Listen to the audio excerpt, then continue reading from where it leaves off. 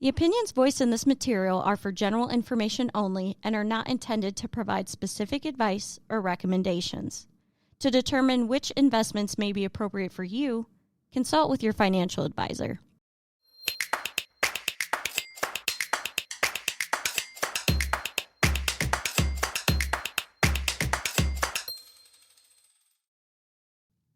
If you were asked to rate your current financial situation, what would you say? A recent survey from Achieve found 58% of Americans give their financial situation a poor or fair rating. 31% say their situation was good, and a mere 10% say their situation is excellent. So what steps can you take to elevate your finances? Joining me today is DeAndre Clayton of Clayton Financial Solutions.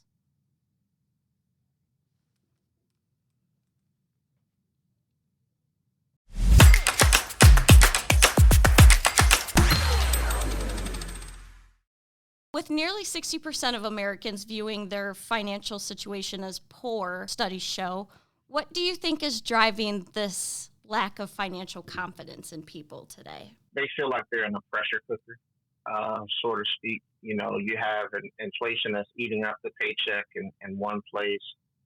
Debt is ballooning, not just for the nation, but for many individuals because of the nation's debt. And then a lot of people just have never had much of a margin for error in their financial planning. A lot of their planning has been very concise in the aspect of what they believe they can create, like perfect scenarios.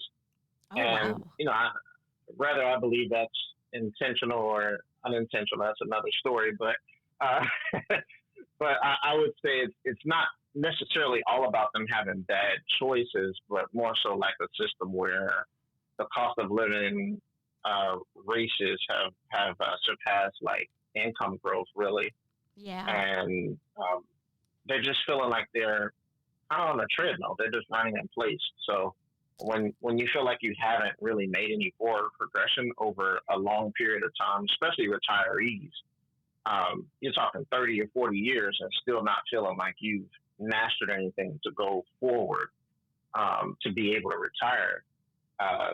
You're not going to be as confident. Right. You talked about something that I think is interesting, people not really accounting for margin of error in their portfolios or in their financial plans. Can you go into that a little bit? So I think a lot of people, when they look at portfolio management, they have a hyper focus on return of investment.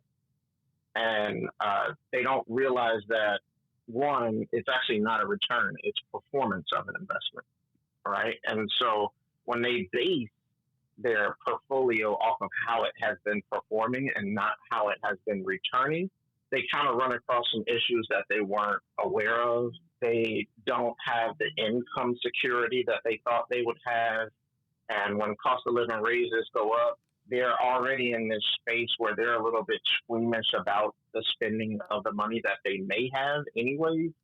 So they're feeling a tighter squeeze because they didn't just focus on, well, let me guarantee at least my expenses, right? They kind of focused on, let me leave it all to chance and hope that Social Security will cover the rest of the gap while investing all of my other funds instead of, saying, well, I have fixed expenses, which obviously will go up over time, but I need to at least have fixed income for the fixed expenses. And then for the rest of the money, maybe that be more of a variable or adjustable for how things are sorted.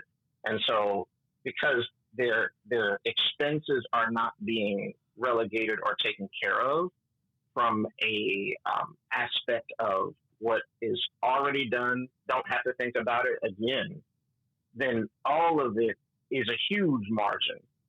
I see, yeah. Mistakes that can be caused, right? So losing 20 or 30% in your last year of retirement can be devastating because you didn't solidify that the 30 or 40,000 that you absolutely needed, or whatever that number is for you, is fully taken care of to maintain the lifestyle. So they're approaching portfolios like a portfolio is income management, and it's not. And so because of that, their chance of error is much larger, but their margin of error is much less, I right? see. Because they haven't really kind of built in any shock absorbers for that kind of situation. Maybe for people who are kind of still a little bit a ways away from retirement and are just feeling like trapped, a big part of kind of ensuring that you can live within your means is managing your cash flow. So can you kind of Mhm. explain what that looks like for people who have maybe never done a budget before or don't even really know what their cash flow is? Yeah, so cash flow is pretty simple. It's what's coming in versus what's going out. When I do consults with individuals, especially like if they're calling me about, for instance, a strategy I teach is using a first lien HELOC to kind of get rid of a lot of debt. When I ask them what their net monthly income is, nobody knows.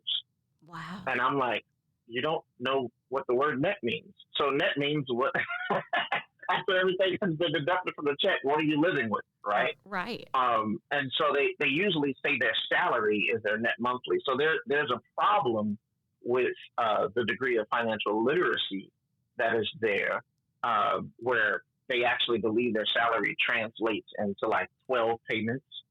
And then they believe that's what they're receiving instead of realizing the difference between gross and net. I've seen that happen quite a bit. And then the expenses. So on the expenses side, I think probably the number one thing that is kind of surprising is that in this world today, we have a lot of subscriptions.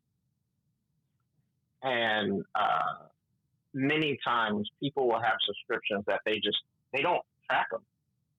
You know, Yeah. they forget that they have them. And then all of a sudden, maybe it's like $250 coming out due to just a spread of different subscriptions all over the place, and they never actually track that in their budget. I mean, I've done enough budgets to see they never track Netflix in their budget. They never track, maybe these little nickel and dime. Sometimes there's a $2.99 here, and then there's a $4.99 over here, and so that stuff adds up. And many times because they don't track it, they're just thinking that, okay, well, I could just add another one anytime. Oh, that's just a $10 subscription. That's only going to Yeah. cost me $10. And so I would say that that's probably one of the biggest issues is that, you need to know exactly what your income is, your net monthly, which is after everything is deducted, and what comes into the household, what comes into the checking account. And then you need to know what goes out, so your dining, your subscriptions, and knowing how to label things correctly. I'll say this is also like another one. People count their savings as expenses because if they don't, they're not responsible enough to save. Wow. Oh my So, gosh, that's so so interesting. Like even changing the way yeah, the language around it or the yeah, way that you frame it. yeah, yeah. So I've noticed that quite a bit, and usually when I'm going into consults and I'm adjusting, hey, you need to be doing this, and maybe you save this much over here, or you do this, or you do that, or you use these specific tools. It can remove some of the issues, but make it so that you're more of a financial steward of your money, which I think most need to embrace the role of being their own financial stewards. Not saying that financial advisors are bad, but you should be the first financial advisor in your home, right? And then, the financial advisor, you can help, maybe they can help you with different tax laws and different things like Right. that. Yes, you should know how to live within your means, what you actually have to Yeah, spend. Um, absolutely. you talked about doing a lot of budgets. What are maybe some other common mistakes that people make when it comes to budgeting, if you have any? So one of the common mistakes is, and I think you mentioned it, obviously living above your means. So I always tell people if you're going to increase a payment somewhere, then try to decrease a payment another place, right? Yeah. So that's how I get into the conversations of, the subscriptions and different things like that. That subscription might be half of a car payment, Yeah. All the subscriptions you have could be half of your car payment that you're looking at buying another car, right? Um, the other aspect is, managing like credit and all that kind of stuff. A lot of people don't understand that credit really has a huge role on how much things cost. Yeah. So your credit score actually has a huge role on what your budget is because things may cost more for you. Rather it be healthcare may cost more because you're a higher risk. Life insurance could cost more because you're more irresponsible, and the stress that comes along with being more irresponsible now is considered a risk to a life insurance company. So a lot of people don't think about these things as to how they have effects on a budget. So Yeah. it's really important to kind of realize that your credit score is important from that standpoint as well, and how much your life actually does cost, and how much people charge you for the same thing that you probably would have paid a lot less for. Yeah. Credit card debt is a big issue for people right now. I think it's reaching record levels. How do you Mm-hmm. recommend people kind of break the cycle of relying on their credit card? Obviously, never spending more than what you have, right? I am a huge fan of credit, but I'm a huge fan of it being used responsibly. Yeah. And so, definitely not spending more than what you have is probably going to be the number one thing. Don't look at your limit as an allowance, right? So, um, I have a $30,000 limit on this credit card. Don't look at it as, well, that gives me permission to spend 30,000. That's not what it does. Your budget gives you the permission to spend what you spend per month, Yeah. right? And there's going to be time frames when you are in a situation where maybe, let's say a health expense comes up that's a little bit, more cumbersome, and maybe you put it on credit. Unfortunately, that does happen for some people. Um, Learning when to draw back on other things to take care of it. So, if my credit if my credit card charges me 27%, it may be time for me to maybe drop even a 401k contribution for some time to pay that off. I'm never going to average 27% in my 401k. Yeah. I'm That never is going to so average it. true. That's never going to So, happen. so, so being realistic and saying, okay, well, if I'm looking at interest rates and I'm looking at interest rates on the growth of money and I'm looking at interest rate on the money that I'm paying out, if I have a macro view of it, that helps me to realize that, okay, I need to be more intentional on paying this debt off because there's nowhere where you grow money outside of maybe crypto, which is, I wouldn't rely wholly on that, obviously. Right? Right. Yeah. But there's nowhere where you will grow money that is at the pace of credit card charges. So, rather it be taking a loan from an insurance policy if you're wise enough to get into that lane, that could be a great way to mitigate credit because, you now move the credit, you lower the interest rate into a different space, and you remove it from, the eyes of creditors. So your credit increases a lot quicker. Um, you know, some take 401k loans and different things like that. In the moment, it's a good decision. I can't deny that it's a good decision in the moment. Long term, is it a good decision? Probably not. Yeah. How do you weigh out those? Because in order to pay off credit card debt, especially if you're strapped for cash, you're pulling that money and taking it away from something else. How do you, if your only option or you think your only option is to get into your 401k, I guess, how do you weigh that? Because it's interesting because I just wrote an article a couple of weeks ago with an agent about like the dangers of pulling back 401k contributions. I Right. guess, how do you evaluate? Is it more important to take care of myself right now, or am I Yeah. jeopardizing myself in the future? So when I look at when I would advise a person to pull back on a 401k contribution, um, getting rid of your debt, and even if you look into like SEC bylaws and all that kind of stuff, it tells you that a person should not have debt before investing. Okay. Well, I didn't know that.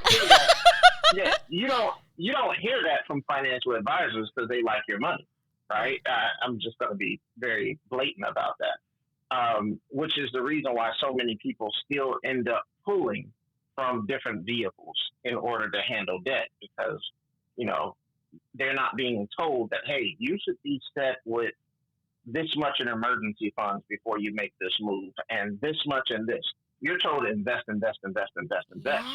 And so because you've already been told to invest and not start off with creating a margin of error, well, now who has to be the sacrificial lamb? Well, I'm investing because I've sacrificed the proper way to do it, which is build up the margin of error first so that I don't tap into it to, focus on investing first, right? And so because that advice is sort of backwards, it is important to just say, okay, well, one, am I guaranteed the growth in the vehicle for me to prioritize that over the growth of the debt on the interest charge? I'm guaranteed to be charged the interest. Right. I'm not guaranteed the growth on the vehicle. So I can pull back on contribution for some time period to focus on paying the debt off. That makes sense.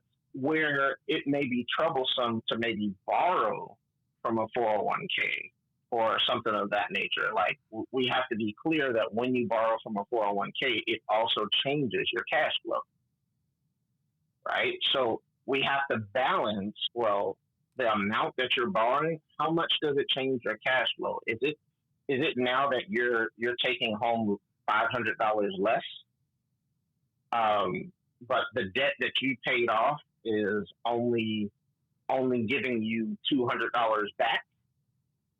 Well, that doesn't make any sense.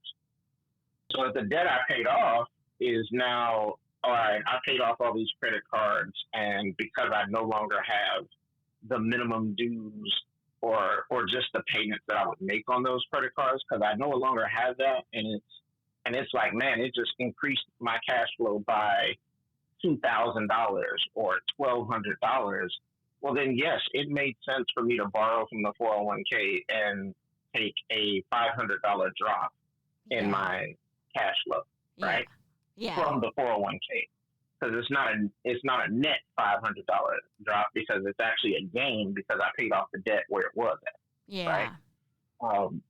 So, and I mean, obviously there's other implications. If I paid off the debt using the 401k, technically my credit continues to rise a lot faster. What if I wanted to qualify for a home or something of that nature? Well, these things are also into consideration. You talked too about the importance of the emergency savings for people who they always say a good rule of thumb is to have 3 to 6 months worth of expenses in there. What would you advise people do who feel like they can't even save that much? What's a good starting point? So I do prefer at least 6. Yeah, me too. I prefer at least 6. And I prefer also diversifying the way you save too. So rather it be that, okay, I'm saving into a high yield savings account so that there's a little bit more oomph on the savings, or I'm saving into a life insurance policy, but it's structured for high cash, low death. And that way, as I'm saving, I still have this benefit where the money is growing and it's all post-tax, so to speak. But it helps me to kind of build on multiple different aspects, rather it be that, I would have normally just tried to separate the purposes of life insurance and maybe investing or life insurance and paying off debt. Well, I used to actually pay off people's debt with life insurance all the time.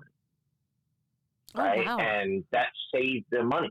That saved them a ton of money because I changed the class of the interest they were charged from this monthly compound interest to a annual simple interest. That's 6%. I'm going to save money on an annual simple 6% over a 27% compound. Yes, absolutely. Yeah. So there's different reasons to use different tools for saving that may, and then obviously setting up a process for paying off the debt then in the insurance policy is, that makes sense, but it's a lot cheaper than how I would have did it originally, right? But using the aspect of timing too on paying off debt, I think a lot of people kind of, they minimize this or they kind of overlook it, that usually they make payments on their debt after the statement comes out. That's the worst time because it's already been calculated. Being intentional on paying your debt ahead of time so that there's less principal to be calculated, and therefore you keep more money, and more money would go towards your debt, which would allow you to save more too, right? So there's just a bunch of different ways to consider it. I would say when you're thinking about debt, it's more than just the one vehicle that you're looking at. It's about your macro. So if I have a mortgage, well, how is that affecting my ability to pay my debt? If I have, a student loan, well, how does that really affect my ability to pay debt? If I have vehicles, well, how does that affect my ability to pay debt? Should I be, if I had certain loans that can pay off the remaining balance, could I start to increase in what I save every month by just placing the debt in a better place? Debts don't act the same in different places. A mortgage debt does not act the same as a credit card debt, right? And a credit card debt doesn't act the same as a personal line of credit. So really being, active on trying to, break that apart also opens up opportunities to save more money. How much of it do you think also has to deal with like your mindset about and your habits? How much does that factor into improving your situation? It's probably the biggest thing. In any situation that you get involved with, your behavior is more important than actually the strategy, right? Like, I'll be honest. I think that every strategy, even if I like or dislike a strategy, every strategy and every diet can work. Yeah. They can't work if you're not aligned with them. Yes. So if you're not persistent, then it won't work. There's just no way around that. There's, so there's some people, being a vegan is going to be best for a diet. Being a carnivore is going to be best. And just doing keto is going to be best. Newsflash, people, both of them work very, very well. What's going to be a struggle is when you try to be both. Yeah, can't be both. So, you have to pick something and write it out, right? So you have to pick it and say, this is what we're doing. And then, you'll see much better results.